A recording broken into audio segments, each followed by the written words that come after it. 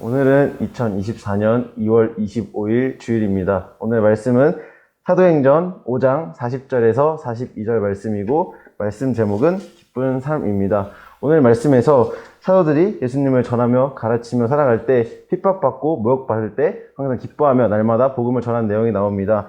어떻게 그런 삶을 살 수 있는지 알 수 있습니다. 그것은 예수님을 믿고 사는 합당한 삶을 살았기 때문입니다. 그 사람은 예수님을 전하며 받는 고난을 당할 때도 기뻐하며 그것이 우리에게 증거가 되는 것을 알고 전하는 삶입니다. 그렇게 그런 삶을 살아야 할 것입니다. 많은 사람들은 자신이 고난을 받고 있다고 말합니다. 그 사람들이 받는 고난의 이야기를 들어보면 자신이 돈이 없고 육체적으로 힘들고 그러한 고난을 받는다고 말합니다. 하지만 우리가 받아야 될 고난은 예수님을 전하며 받는 고난이어야 할 것입니다.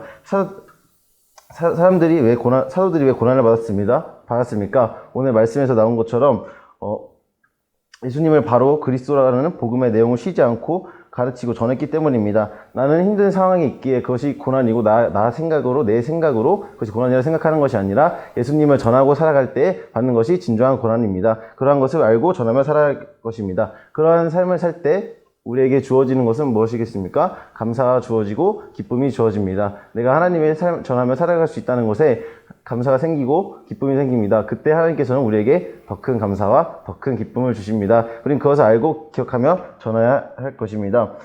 많은 사람들은 고난의 문제가 없어져야 그것이 기쁨이라 생각하고 감사라 생각합니다. 하지만 우리가 고난의 문제가 사라지지 않고 전할 수 있는 것이 더욱더 큰 기쁨이고 감사한 삶입니다. 왜냐하면 그것이 예수님을 믿는 삶의 증거가 되기 때문에 우리는 그것에 대한 감사가 있고 기쁜 삶을 살 수 있습니다. 그렇게 그것이 더 큰 감사가 되고 더 큰 기쁨이 주어지는 것입니다.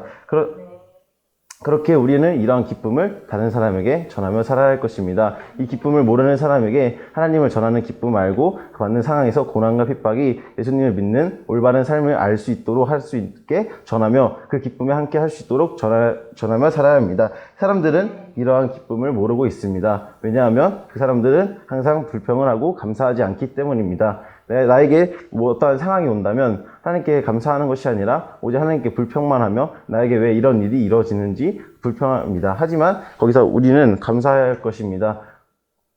이런 사람들은 또한 좋은 일이 있더라도 감사하지 않고 무조건 불평합니다. 그리고 좋은 일이 있다면 자신 때문에 잘 된 것이라고 하나님께 감사를 하지 않습니다. 하지만 이런 사람들에게 하나님의 그 감사를 할 수 있는 마음을 알 수 있게 전하며 이러한 기쁨을 알 수 있게 우리는 전해야 합니다. 그렇게 하나님 나라를 이 땅에 이루며 살아가야 하는 것입니다. 그렇게 하나님을 믿는 합당한 사람으로서 기쁘고 감사한 날을 살 수 있게 전하며 살아가는 우리 모두 되시길 예수님의 이름으로 축원합니다.